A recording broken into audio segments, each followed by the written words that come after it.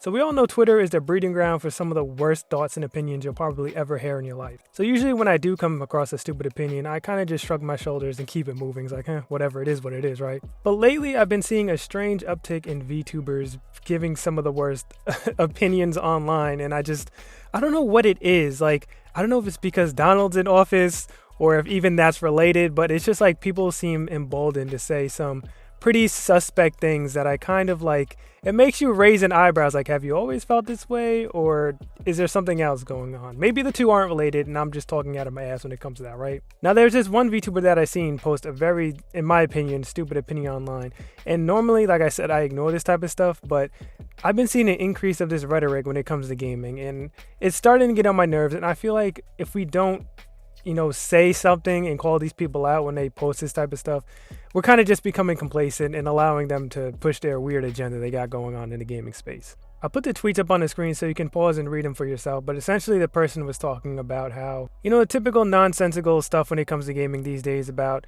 woke DEI, how gaming is, is the game journalism is bad and they're pushing an agenda in their video games these days, etc., etc. All that nonsense that I'm sure you've all heard by now, right? And the only reason this type of stuff bothers me is because I've been playing video games a long time. I've been playing them my entire life.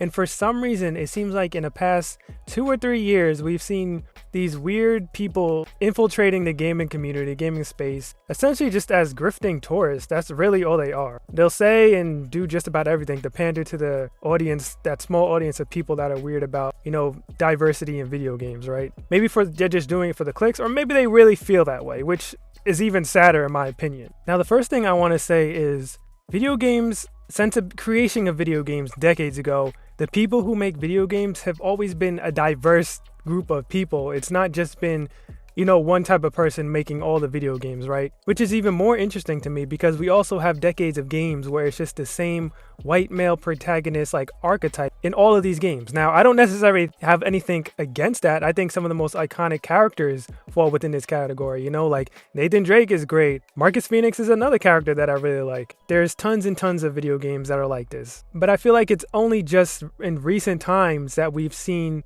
these developers, these people making the games actually be a little bit more diverse as far as the type of characters we see lead these video games. And I feel like a lot of these gamers, let me not even say a lot of these gamers, this small group of gamers that are pushing this agenda, I think they made their entire personality about how they're gamers and how much they play video games. So now that we're seeing a change going on, they're starting to feel threatened or like annoyed by it because they're used to one thing and pretty much self-identifying with these characters their entire lives. And now that they're changing, they feel like, oh, I can't identify with this character. And it's like, meanwhile, other groups of people have been identifying with these, characters, like I said earlier, these, generic white male characters since the beginning of video games. We're just now getting a change. So I think it's a little unfair and a little disingenuous when it comes to that, I guess, that point that they like to make. Something else I want to add on is these same people will be the ones that'll be online talking about how video games are stale, all video games these days feel the same.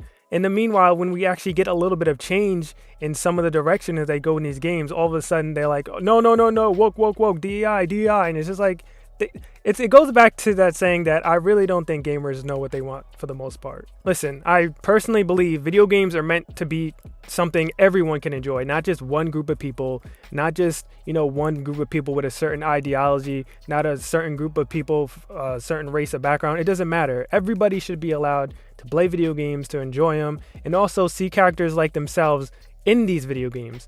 Because not every video game is, these people have to understand, you're not the target audience for every single video game. If you don't like what's going on in the video game, you don't have to play it. But there's no reason to go online and act like all video games are being destroyed or whatever weird agenda I guess they got going on in their heads. I really can't help but laugh at the thoughts and opinions of these people because it's just so silly. And the last thing I want to add on this topic is people say, keep politics out of video games, or these people say that.